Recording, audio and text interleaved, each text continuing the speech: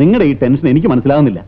അന്ന് ഉണ്ണികൃഷ്ണൻ എന്റെ വേഷം കെട്ടാനുണ്ടായ സാഹചര്യം മുത്തശ്ശിയെ പറഞ്ഞ് മനസ്സിലാക്കിയ പോരെ? അല്ല വിശ്വം, ഇന്ദു പറയുന്നതിലും കാര്യമുണ്ട്. ഇഷ്ടമില്ലാത്ത വിവാഹം നടന്നതിന്റെ പേരിൽ സ്വന്തം പേരക്കുട്ടിയുടെ മരണാനന്തര ക്രിയകൾ പോലും നടത്താൻ തുനിഞ്ഞ വാശിക്കാരിയ മുത്തശ്ശി. എന്നിട്ട് കഴിഞ്ഞതെല്ലാം മറന്ന് ക്ഷമിക്കാനുള്ള സന്മനസ് അവർ കാണിച്ചിരിക്കുന്ന ഈ അവസരത്തിൽ നമ്മൾ നടത്തിയതൊരു നാടകമാണെന്നറിഞ്ഞാൽ അവരെങ്ങനെയാവും പ്രതികരിക്കുമെന്ന് പറയാൻ പറ്റില്ല. ശരി, സമ്മതിച്ചു. അപ്പൊ എത്ര കാലം ഇതിങ്ങനെ ഒളിച്ചു വെക്കാവുന്ന? എന്നായാലും മുത്തശ്ശി ഇതൊക്കെ അറിഞ്ഞല്ലേ പറ്റൂ. സമയവും സന്ദർഭവും നോക്കി എല്ലാം തുറന്നു പറയുന്നതിന് ഞാനും വിചാരിച്ചിരുന്നേ. പക്ഷേ ഇത്രയും പെട്ടെന്ന് ഇങ്ങനെ ഒരു പരിപാടിയായിട്ട് മുത്തശ്ശി വരുമെന്ന് ഞാൻ കരുതിയതേ ഇല്ല. ഏറ്റവും വലിയ പ്രശ്നം അതൊന്നുമല്ല. വിശ്വത്തിന് കാശ് അത്യാവശ്യമായിട്ടുള്ള സമയമാണിത്. മുത്തശ്ശിയാണെങ്കിൽ എല്ലാ സ്വത്തും പണവും നിങ്ങളുടെ പേരിലാക്കിയിട്ട് പോകാനും നിൽക്കുക. എന്റെ ബിസിനസിന് മുത്തശ്ശിയുടെ സ്വത്തും പണം ഒന്നും ആവശ്യമില്ല. അതിനുവേണ്ടി ഇങ്ങനെ ഒരു നാടകം കളിക്കാനും ഞാൻ തയ്യാറല്ല. അതല്ല വിശ്വട്ടാ, നമ്മുടെ കടങ്ങളെല്ലാം തീർത്ത് പൊസിഷൻ ഒന്ന് സേഫായി കഴിഞ്ഞാ നടന്നതെല്ലാം തുറന്നു പറഞ്ഞ് നമുക്ക് മുത്തശ്ശിയുടെ കാലിൽ വീഴാം. എന്നായാലും ഇതെല്ലാം അറിയുമ്പോ മുത്തശ്ശി കോപിക്കും പരിഭവിക്കും ഒക്കെ ചെയ്യും. എന്നാ പിന്നെ വിശ്വട്ടിന്റെ സാമ്പത്തിക പ്രശ്നങ്ങളൊക്കെ തീർത്തിട്ട് അറിയിക്കുന്നില്ലേ നല്ലത്?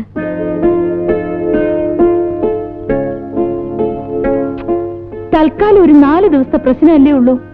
കാശിന്ന് മുത്തശ്ശി മടങ്ങി വന്ന ശേഷം നമുക്ക് എല്ലാ സത്യങ്ങളും തുറന്നു പറയാം. ബെല്ലും ബ്രേക്കും ഇല്ലാത്ത അയാളെ കൊണ്ട് വേഷം കെട്ടിക്കാൻ താല്പര്യം ഉണ്ടായിട്ടല്ല, പക്ഷെ അതുകൊണ്ട് നമുക്ക് കിട്ടാൻ പോകുന്ന ഗുണങ്ങൾ പലതാ. അതിന് ഞാനിനി അയാളെ എവിടെ പോയി തപ്പും? അഥവാ കണ്ടുപിടിച്ചാൽ തന്നെ അയാൾ സമ്മതിക്കുന്നുള്ളതിന് എന്താണ് ഉറപ്പ്? ഇടിച്ചതിന്റെ ലിവറിളക്കി കളയും. പെണ്ണുങ്ങളെ കമലടിക്കുന്നോളാം. ഇങ്ങനെ പറയുന്ന ഒരു പോലീസുകാരനെ ഒരു മീശയില്ലാതെ സങ്കല്പിച്ച് നോക്കിയ സുഹൃത്തുക്കളെ, അതാണ് പറഞ്ഞത്. മീശ മീശ, വരേൻ മീശ, കൊമ്പം മീശ, കൊനസ്റ്റ് മീശ, പോലീസ് മീശ, പട്ടാള മീശ, കായംകുളം കൊച്ചുള്ളി മീശ. ബഹനോർ ഭായിയോ, ലേഡീസ് ആൻഡ് ജെന്റിൽമെൻ, തായ്മാർകളെ, തന്തമാർകളെ, സഹോദരി സഹോദരന്മാരെ, ജീവിതത്തിലും കലാരംഗത്തിലും ഒരുപോലെ ഉപയോഗിക്കാൻ പറ്റിയ വിവിധതരം മീശകൾ നിങ്ങളുടെ മുമ്പിൽ ഇപ്പോൾ വെച്ചുകൊണ്ടിരിക്കുന്നത് പ്രൊഫസർ കാഞ്ചൻ ഡെക്ക. സംപ്രതി വാർത്താഹ പ്രവാചക ബലദേവാനന്ദ സാഗര. സുഹൃത്തുക്കളെ, ദേവാനന്ദനെ പോലെ വലിയ നടന്മാർ ജനക് ജനക് പായൽ ബജെ ജനിച്ചത് മീശയില്ലാതെയാണ്. ദിൽഹേക്ക് മാൻതാ നഹീം. എന്നാൽ ദൈവത്തിന്റെ കൃപ കൊണ്ട് റോട്ടി കപ്പട ഓർ മകാൻ, ചെറിയ കപ്പട മഹാൻ മീശകൾ വച്ച് രുദ്ര മസ്തന, സ്വന്തം രൂപം പോലും മാറ്റാൻ അവർക്ക് കഴിഞ്ഞു. മുഖദ്ദർക്ക സികന്ദർ, മുഖത്തിന് ചേരുന്ന മീശ ആശിക്ക്. ആരാണ് ആശിക്കാത്തത്? ഒറ്റ നോട്ടത്തിൽ തന്നെ പ്രകടമായി ബുദ്ധിയില്ല എന്ന് നമുക്ക് മനസ്സിലാകുമെങ്കിലും നമ്മൾ ഇയാളെ പേടിക്കുന്നു. കാരണം ഇയാളുടെ മീശ സുഹൃത്തുക്കളെ അറച്ചു നിൽക്കാതെ മറിച്ചു നിൽക്കാതെ കടന്നു വരും. ഒരു ഭാഗ്യക്കുറി ടിക്കറ്റ് എടുക്കുന്നതിനേക്കാൾ എന്തുകൊണ്ട് നല്ലതല്ലേ ഈ മീശ വാങ്ങുന്നത്? ഭാഗ്യക്കുറി ടിക്കറ്റ് എടുത്താൽ സമ്മാനം കിട്ടുമെന്ന് എന്താണ് ഉറപ്പ്? എന്നാൽ ഈ മീശ വാങ്ങിയാൽ നിങ്ങളുടെ മുഖത്ത് ഈ മീശ ഉണ്ടാവുമെന്ന കാര്യത്തിൽ യാതൊരു സംശയവും വേണ്ട. വരൂ വരൂ വരൂ, വിവിധതരം മീശകൾ. 5 രൂപ, 10 രൂപ, 15 രൂപ, 20 രൂപ. വരൂ, വരൂ വരൂ, വാങ്ങിക്കോളൂ. ക്യൂ നിന്ന് വാങ്ങൂ. തള്ളരുത്, എല്ലാവർക്കും ഉണ്ടല്ലോ. എന്താ അങ്ങനെ? വരൂ വരൂ വരൂ. മീശയും താടിയൊക്കെ സഹായ വിലയാണ്. വാങ്ങിക്കോളൂ, ഓരോരുത്തരായിട്ട് വന്ന് വാങ്ങിക്കോളൂ. ഉണ്ണികൃഷ്ണ, വാങ്ങിച്ചോളൂ. ഈ മീശയും താടിയും വെച്ചാ ആർക്ക് വേണോ ആരെ വേണമെങ്കിലും പറ്റിക്കാം, തിരിച്ചറിയാൻ പറ്റില്ല. ഉണ്ണികൃഷ്ണ ഇങ്ങോട്ട് വന്നേ. ചിലപ്പോ ഈ താടിയും മീശയും വെച്ചാ പരിചയമുള്ള ആൾക്കാരാണെന്ന് നമുക്ക് സംശയം തോന്നുവരെ ചെയ്യും. ഉണ്ണികൃഷ്ണ, ഉണ്ണികൃഷ്ണ അവിടെ നിന്ന്. ഉണ്ണികൃഷ്ണ അവിടെ നിൽക്കാൻ.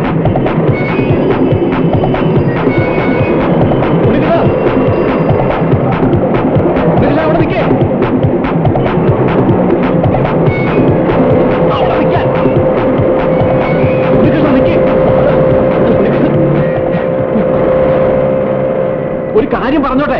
പറയാൻ നിങ്ങൾ ഉദ്ദേശിക്കുന്ന ആളല്ല ഞാൻ. കാര്യം പറയാം. ഓക്കെ, അങ്ങനെ തന്നെ ഇരിക്കട്ടെ. പക്ഷെ ഒരു കാര്യമുണ്ട്.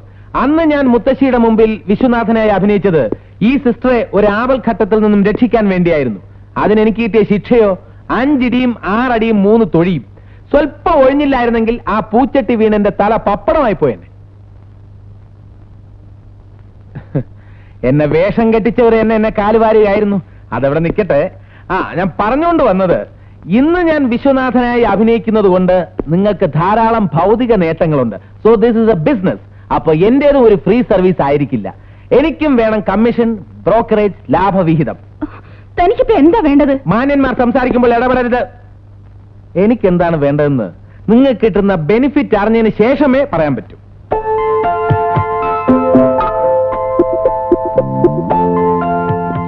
അതൊക്കെ എന്ത് വേണമെങ്കിലും തരാം. പക്ഷേ ഒന്ന് മാത്രം മനസ്സിലാക്കിയാൽ മതി, ഇക്കാര്യത്തിൽ നമ്മൾ തമ്മിലുള്ള പരസ്പര ധാരണയും വിശ്വാസമാണ് വേണ്ടത്. ഉണ്ണികൃഷ്ണന് ഇതൊരു ബിസിനസ്സും കോൺട്രാക്റ്റും ഒക്കെ ആയിരിക്കും, പക്ഷേ എനിക്ക് അതിനപ്പുറത്ത് പലതുമാണ്. അയ്യോ, ഞാൻ ആ ഉദ്ദേശത്തിലല്ല പറഞ്ഞത്. എന്നെ നിങ്ങൾക്ക് വിശ്വസിക്കാം എല്ലാ അർത്ഥത്തിലും.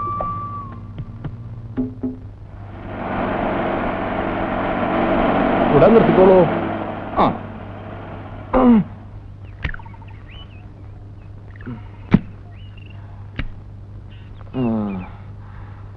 ആ അതെ, ഇങ്ങോട്ട് വന്നോളൂ. ചുമട് എടുക്കോ? ഓ, ആ എടുത്തോളൂ.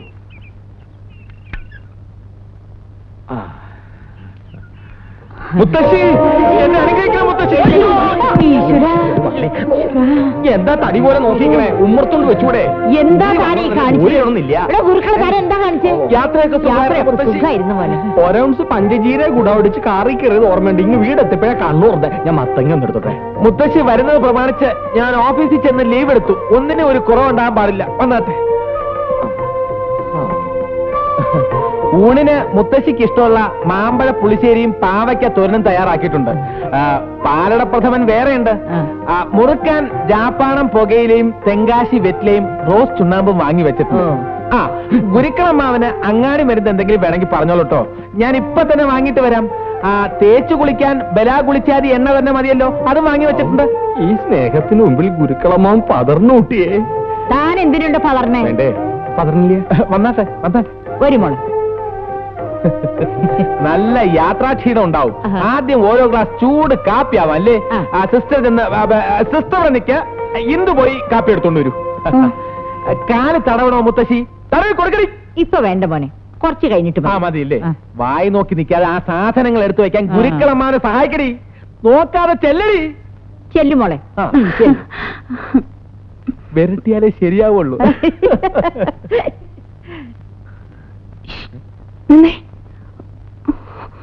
മുത്തശ്ശിയുടെ മുമ്പിൽ വെച്ചുള്ള ഈ എടി പൊളി വിളി നിർത്തിയില്ലെങ്കിലേ എന്റെ സ്വഭാവം മാറും. അത് ഉണ്ണികൃഷ്ണൻ സ്വർണ്ണലതയെ വിളിക്കുന്നതല്ല. ഇവിടത്തെ നാടകത്തിലെ ഒരു കഥാപാത്രം മറ്റൊരു കഥാപാത്രത്തെ വിളിക്കുന്നതാണ്.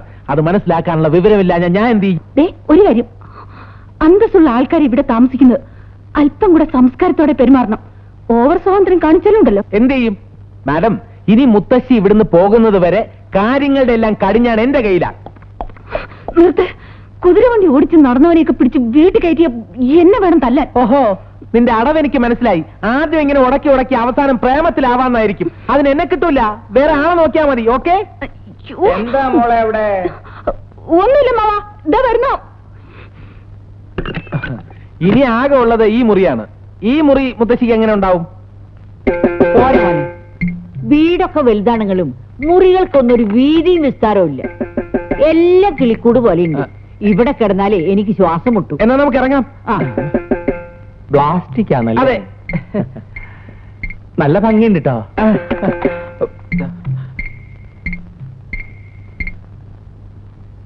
ഇതെന്താ ചിത്രം? ഞാൻ നോക്കിയിട്ട് കാറ്റും വെളിച്ചവും കയറുന്നതും വീതിയും വിസ്താരമുള്ളത് ഈ മുറിയെ. കിടപ്പ് ഇവിടെ തന്നെ അയക്കാലോ ഗുരുക്കളെ. ഇത് ഹാളാണ് മുത്തശ്ശി. ആയിക്കോട്ടെ, അതിനെന്താ? അല്ല, എനിക്ക് പ്രത്യേകിച്ച് മുറിയൊന്നും വേണ്ട കേട്ടോ. തനിക്ക് ഇവിടെ പ്രത്യേക മുറി വേണമെന്ന് ആരെങ്കിലും പറഞ്ഞോ? താനാ മൂലക്കിലാകാൻ ചുരുട്ടി കിടക്കണോ? പ്രത്യേക മുറി. എനിക്ക് വ്യായാമമൊക്കെ ചെയ്യണമെന്നുണ്ടേ. അതാ ഉമ്മർത്ത് ചെയ്തൂടെ? ദീപം ദീപം ദീപം.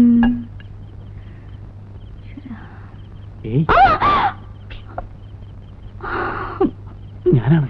എന്താ അവിടെ ഒരു ഒച്ച? എന്താ എന്താ ഉണ്ടായേ? എന്താ ഉണ്ടായേ? ഒന്നുമില്ല മാവാ. ഒരു മിന്നലാട്ടം പോലെ ആരോ എന്നിട്ട് പാഞ്ഞു പോണത് കണ്ടുല്ലോ. ആരുമില്ല മാവാ, അമ്മോന് തോന്നിയതാ.